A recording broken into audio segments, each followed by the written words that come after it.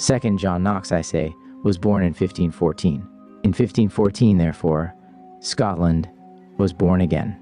For the birth of such a man is the regeneration of a nation. Life in Knox was not only immortal, it was contagious. Because of Knox, Carlyle affirms, the people began to live. In the history of Scotland, says Carlyle, himself a Scotsman, in the history of Scotland I can find but one contains nothing of world interest at all, but this reformation by epoch, it Knox. But surely, the sage is nodding. Has Carlyle forgotten Sir Walter Scott and Robert Burns and all Scotland's noble contribution to literature, to industry, to religion, and to life? But Carlyle will not retract or modify a single word. This that Knox did for his nation, he goes on, was a resurrection as from death. The people began to live. Scotch literature and thought, Scotch industry, James Watt, David Hume, Walter Scott, Robert Burns, John Knox, 2,727. I find John Knox acting in the heart's core of every one of these persons and phenomena. I find that without him they would not have been. So much have I said in order to show that, beyond the shadow of a doubt, if a text made John Knox, then that text made history. Third, go, said the old reformer to his wife as he lay dying, and the words were his last. Go, read where I cast my first anchor. She needed no more explicit instructions, for he had told her the story again and again. It is Richard Bannatyne, Knox's servingman, who has placed the scene on record. On November 24th, 1572, he says, John Knox departed this life to his eternal rest. Early in the afternoon he said, Now for the last time I commend my spirit, soul, and body, pointing upon his 3 fingers into thy hands, O Lord. Thereafter, about 5 o'clock, he said to his wife, Go, read where I cast my first anchor. She did not need to be told, and so she read the 17th of John's Evangel. Let us listen as she reads it. Thou hast given him authority over all flesh, that he should give eternal life to as many as thou hast given him. And this is life eternal, that they might know thee, the only true God, and Jesus Christ, whom thou hast sent. Here was a strange and striking contrast. Eternal life, life eternal, says the book. Now listen to the labored breathing from the bed. The bed speaks of death. The book speaks of life everlasting. Life. The dying man starts as the great cadences fall upon his ear.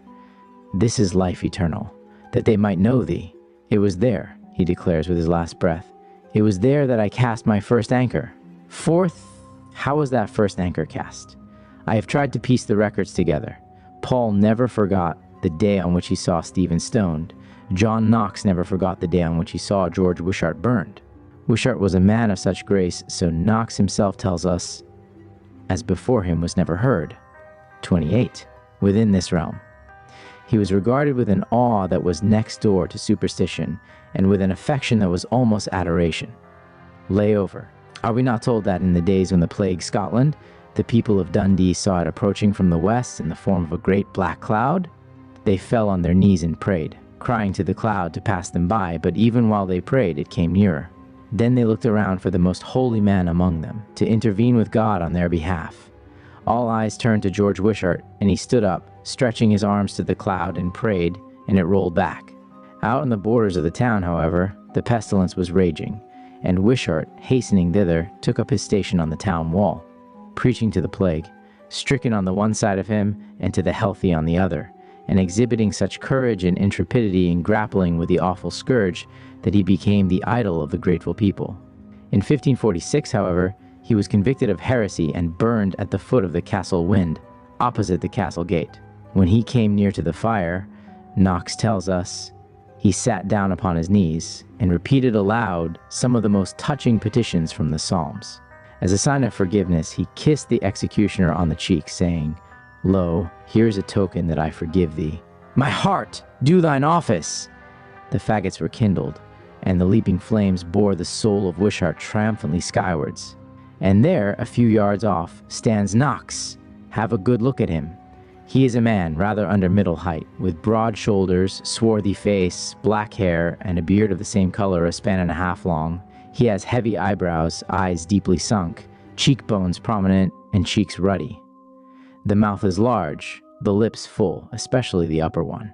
The whole aspect of the man is not unpleasing, and in moments of emotion, it is invested with an air of dignity and majesty.